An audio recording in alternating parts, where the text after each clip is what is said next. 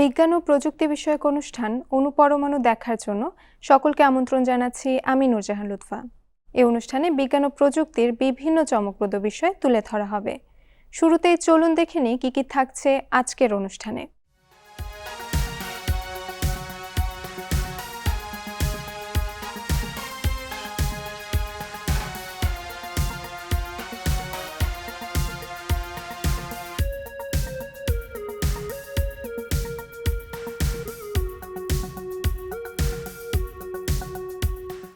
মহাবিশ্ব অসীম, রহস্যময় ও অবিশ্বাস্য সুন্দর। মহাবিশ্বের এই বিশালতার মাঝে রয়েছে অসংখ্য গ্যালাক্সি, যার প্রত্যেকটিতে আবার রয়েছে বিলিয়ন বিলিয়ন নক্ষত্র, গ্রহ উপগ্রহ, ধূলিকণা, গ্যাস ও কৃষ্ণ গহ্বরের সমাহার। অনুষ্ঠানের শুরুতেই থাকছে মহাবিশ্বের খবর।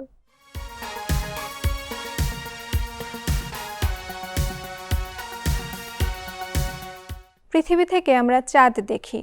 মহাকাশ থেকে আমাদের পৃথিবী দেখতে কেমন সে নিয়ে আমাদের আগ্রহের শেষ নেই। এবারে মহাকাশ থেকে পৃথিবীর নতুন অবিশ্বাস্য কিছু ছবি প্রকাশ করেছে নাসা। চলুন জেনে নেব বিস্তারিত। 1972 সালের পর প্রথমবারের মতো মানুষ নিয়ে চন্দ্র অভিযানে গেছে নাসার নভোযান। নাসার আর্টেমিস 2 মিশনের নভোচারীরা চাঁদের পথে যাত্রাকালে মহাকাশ থেকে পৃথিবীর যে নতুন ছবি প্রকাশ করেছেন তা আধুনিক প্রযুক্তির কারণে অত্যন্ত উচ্চমানের ও নিখুঁত।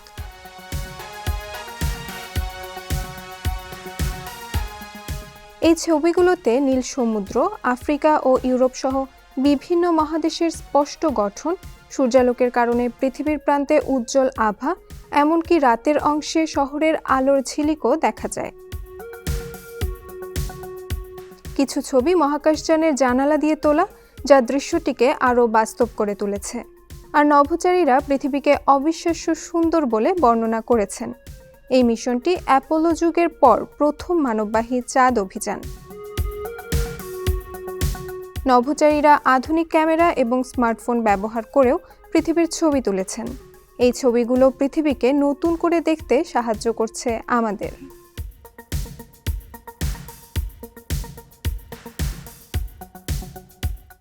মঙ্গল গ্রহ আবিষ্কারের পর থেকেই এর মাঝে কি আছে তা জানার আগ্রহের শেষ নেই মানুষের। মঙ্গল গ্রহের পরিবেশ আসলে কেমন তা জানতে দীর্ঘদিন ধরেই বিভিন্ন দেশের বিজ্ঞানীরা গবেষণা চালিয়ে যাচ্ছেন। এবারে গবেষণায় পাওয়া গেল মঙ্গল গ্রহের পাথরে বিপুল পরিমাণ বিরল ধাতুর সন্ধান।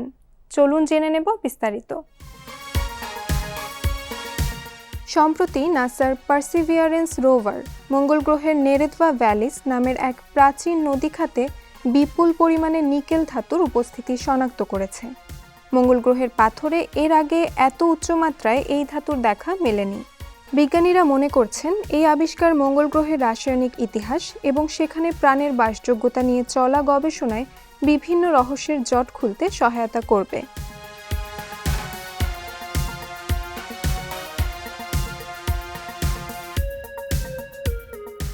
উল্কাপিণ্ডের বাইরে পাথরের স্তরে এবারই সবচেয়ে বেশি নিকেল শনাক্ত করা হয়েছে। পৃথিবী বা মঙ্গলের মতো গ্রহগুলো গঠনের সময় ভারী ধাতু হিসেবে নিকেল গ্রহের কেন্দ্রে চলে যায়, তাই ভূপৃষ্ঠে বা উপরিভাগে থাকা পাথরে এর উপস্থিতি বেশ বিরল। বিজ্ঞানীদের মতে এই নিকেল সমৃদ্ধ পাথরগুলো অক্সিজেনবিহীন পরিবেশে তৈরি হয়েছে।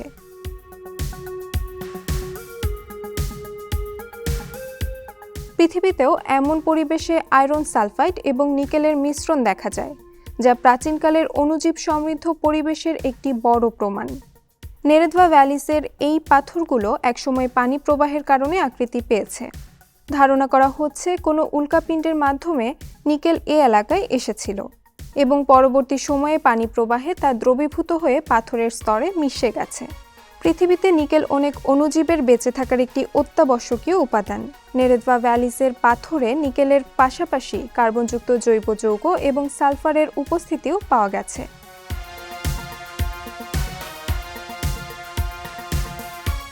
সময়ের পরিক্রমায় আমাদের জীবনযাত্রা হয়ে উঠেছে অনেক বেশি ভার্চুয়াল। সাইবার জগতের সাথে আমাদের গড়ে উঠেছে সার্বক্ষণিক সম্পর্ক। অনুষ্ঠানের এ পর্যায়ে থাকছে সাইবার জগতের কিছু তথ্য।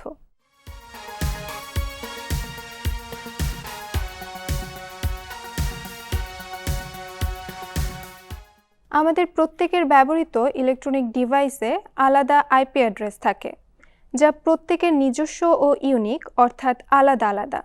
এবারে হ্যাকাররা সাইবার হামলা চালাতে ব্যবহার করছে অন্যের আইপি অ্যাড্রেস। চলুন জেনে আসি বিস্তারিত। সাইবার অপরাধীরা বাড়ি বা ছোট ব্যবসা প্রতিষ্ঠানের ইন্টারনেট সংযোগ ও আইপি ঠিকানাকে গোপনে ইন্টারমিডিয়ারি সার্ভার হিসেবে ব্যবহার করে অনলাইনে বিভিন্ন ধরনের অবৈধ কার্যক্রম পরিচালনা করছে। ফলে সাইবার অপরাধীদের প্রকৃত অবস্থান শনাক্ত করা কঠিন হয়ে পড়ছে। এ ধরনের কর্মকাণ্ডের ফলে সংশ্লিষ্ট আইপি ঠিকানার মালিক অনাকাঙ্ক্ষিতভাবে সন্দেহের মুখে পড়তে পারেন বলে সতর্ক করেছে যুক্তরাষ্ট্রের গোয়েন্দা সংস্থা ফেডারেল ব্যুরো অব ইনভেস্টিগেশন তথা এফবিআই।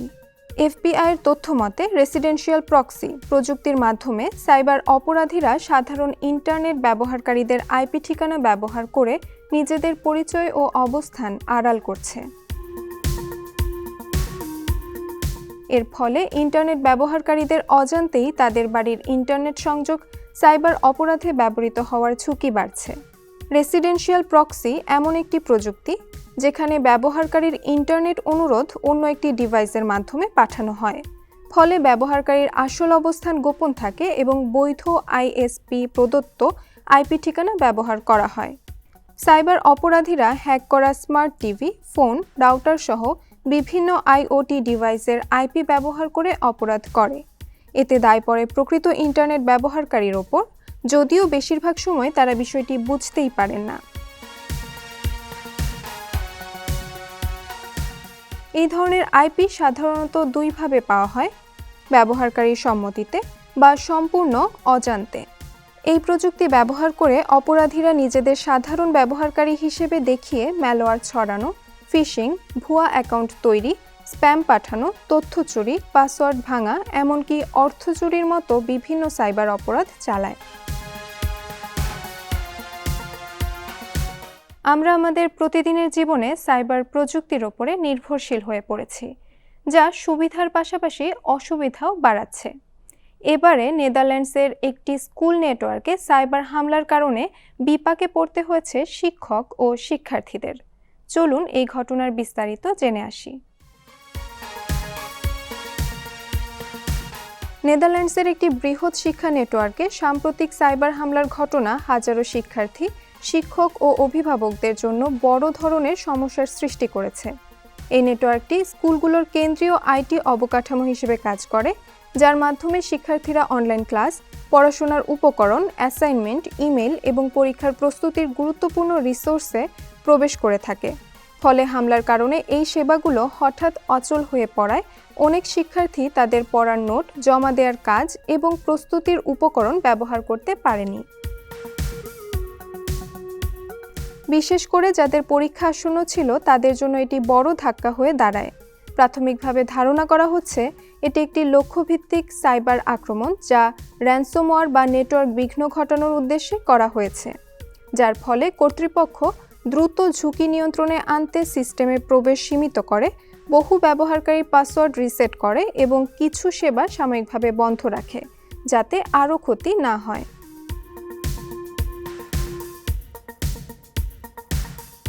একই সাথে সাইবার নিরাপত্তা বিশেষজ্ঞদের দিয়ে তদন্ত শুরু করা হয়েছে, যাতে বোঝা যায় কিভাবে হামলাটি সংঘটিত হয়েছে এবং কোনো তথ্য চুরি হয়েছে কিনা। এই নেটওয়ার্কে গুরুত্বপূর্ণ ব্যক্তিগত ও একাডেমিক তথ্য থাকে, ফলে এমন আক্রমণের ফলে পুরো সিস্টেম ক্ষতিগ্রস্ত হয় বিপুলভাবে। বিজ্ঞানের যুগান্তকারী উদ্ভাবন বদলে দিচ্ছে গোটা পৃথিবীকে। নতুন নতুন প্রযুক্তি ও কৃত্রিম বুদ্ধিমত্তায় অনেক জটিল বিষয় আজ সমাধান হয়ে যাচ্ছে চোখের পলকে। অনুষ্ঠানের এই অংশটি সাজানো হয়েছে বিজ্ঞানের তেমনি কিছু উদ্ভাবন নিয়ে।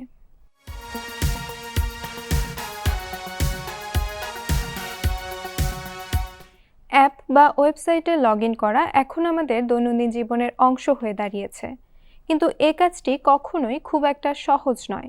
এর জন্য মনে রাখতে হয় পাসওয়ার্ড। এই ঝামেলা এড়াতেই পাসওয়ার্ড ছাড়াই মাথার সাথে সরাসরি কানেকশনে লগইন করার প্রযুক্তি উদ্ভাবন করেছেন বিজ্ঞানীরা।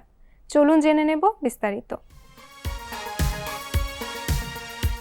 লগ ইন করতে পাসওয়ার্ড ম্যানেজার ব্যবহার করার পরেও অনেক সময় ভিন্ন ভিন্ন লগ ইন তথ্য মনে রাখার ঝামেলা পোহাতে হয়।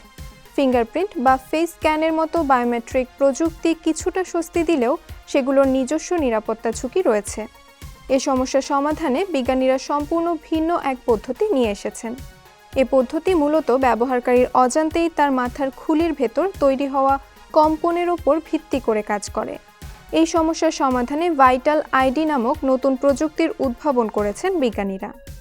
ভাইটাল আইডি নামের এই নতুন প্রযুক্তি বিশেষ করে ভার্চুয়াল জগতের অভিজ্ঞতা বা ইমার্সিভ ডিজিটাল এক্সপেরিয়েন্স এর ক্ষেত্রে লগ ইন করার পদ্ধতিতে বিপ্লব ঘটাবে বলে মনে করা হচ্ছে।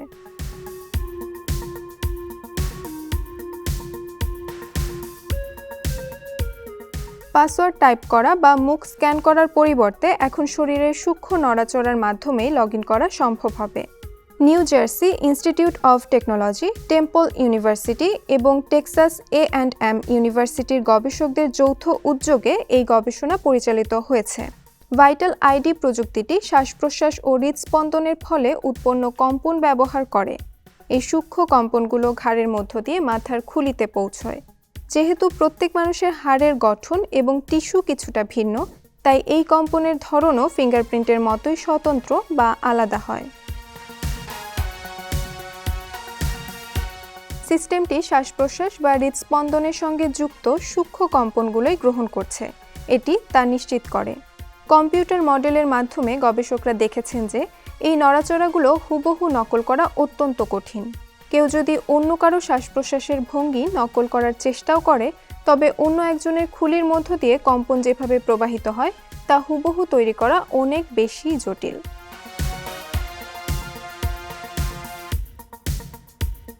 অনুষ্ঠানের এ পর্যায়ে জানব বিজ্ঞানের চমকপ্রদ খবর।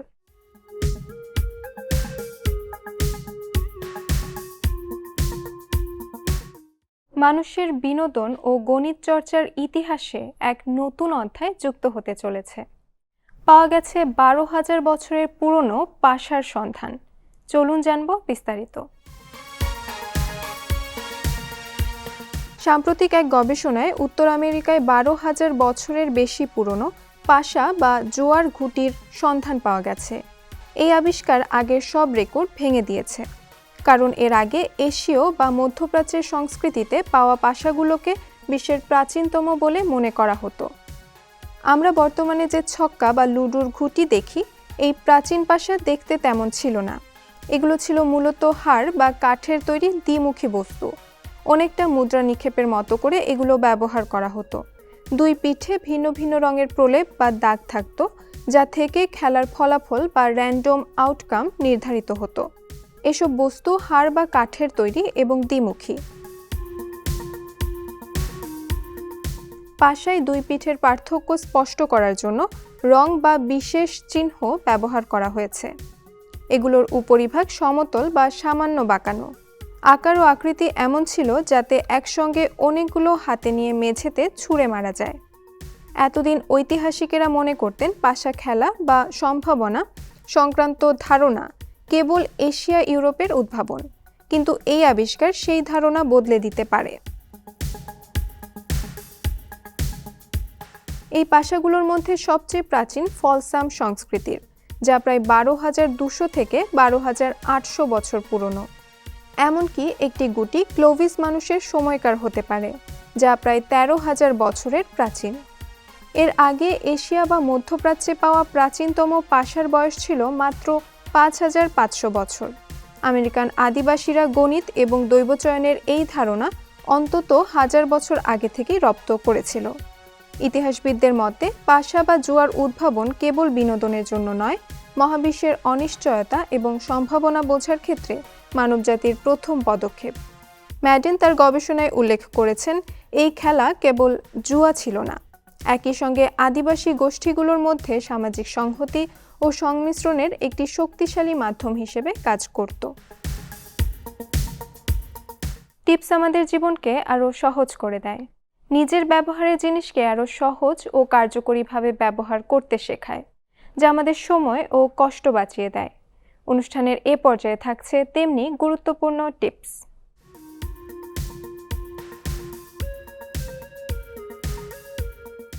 দৈনন্দিন জীবনে ইন্টারনেট ছাড়া আমাদের চলেই না। Video call, file download, movie ডাউনলোডের মতো কাজগুলো করতে দরকার হয় শক্তিশালী নেট স্পিড। কিন্তু স্লো ইন্টারনেট সমস্যার উৎস অনেক সময় লুকিয়ে থাকে আপনার নিজের রাউটারের মাঝেই। আজকে আমরা জানব কিভাবে রাউটারের স্পিড বাড়ানো যায়। আপনার স্লো ইন্টারনেটের গতি বাড়াতে এখনই বদলে ফেলুন এই 4 সেটিংস। 1. ওয়্যারলেস চ্যানেল পরিবর্তন করে নেটওয়ার্ক জ্যাম কমান। রাউটারের অটো চ্যানেল অনেক সময় ভিড়পূর্ণ থাকে। কম ব্যবহৃত চ্যানেলে গেলে ইন্টারফিয়ারেন্স কমে ও সংযোগ স্থিতিশীল হয়। এছাড়া চ্যানেল উইডো গুরুত্বপূর্ণ 80 মেগাহার্জ বা 160 মেগাহার্জ বেশি গতি দিলেও কভারেজ কমাতে পারে, আর 20 মেগাহার্জ বা 40 মেগাহার্জ তুলনামূলক স্থিতিশীল সংযোগ দেয়।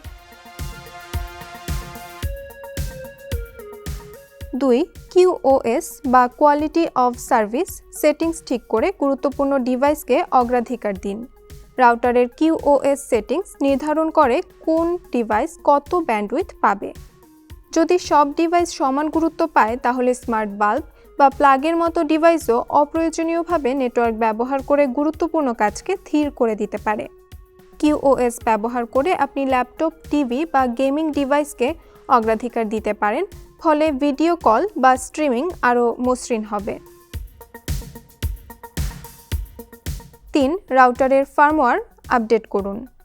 অনেক ব্যবহারকারী রাউটারের ফার্মওয়্যার আপডেট করতে ভুলে যান। পুরনো ফার্মওয়্যার নেটওয়ার্ক অস্থিতিশীল করে এবং নিরাপত্তা ঝুঁকি বাড়ায়। রাউটারের সেটিংস থেকে সর্বশেষ আপডেট ইনস্টল করলে বাগ ফিক্স, নিরাপত্তা উন্নতি এবং পারফরম্যান্স বাড়ে।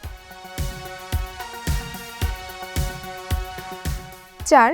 দ্রুত ব্রাউজিংয়ের জন্য কাস্টম DNS ব্যবহার করুন। ডিফল্টভাবে রাউটার ISP এর DNS ব্যবহার করে, যা অনেক সময় ধীর হতে পারে। কাস্টম DNS সার্ভার ব্যবহার করলে ওয়েবসাইট দ্রুত লোড হয় এবং কিছু ক্ষেত্রে গোপনীয়তাও বাড়ে। এছাড়া উন্নত ব্যবহারকারীরা চাইলে নিজস্ব DNS সেটআপ করে আরও নিয়ন্ত্রণ পেতে পারেন। ধীরগতির ওয়াইফাই মানেই নতুন রাউটার কেনা নয়। চ্যানেল নির্বাচন, QoS সেটিংস, ফার্মওয়্যার আপডেট এবং DNS পরিবর্তনের মতো ছোট কিছু পরিবর্তনেই আপনার ইন্টারনেট হতে পারে দ্রুত ও স্থিতিশীল। সুপ্রিয় দর্শক, দেখতে দেখতে আমরা আমাদের অনুষ্ঠানের একেবারে শেষ পর্যায়ে চলে এসেছি। পরবর্তী পর্বে বিজ্ঞান ও প্রযুক্তির আরও চমকপ্রদ তথ্য নিয়ে উপস্থিত হব। সে পর্যন্ত সকলে ভালো থাকবেন, সুস্থ থাকবেন। সকলের জন্য শুভকামনা রইল।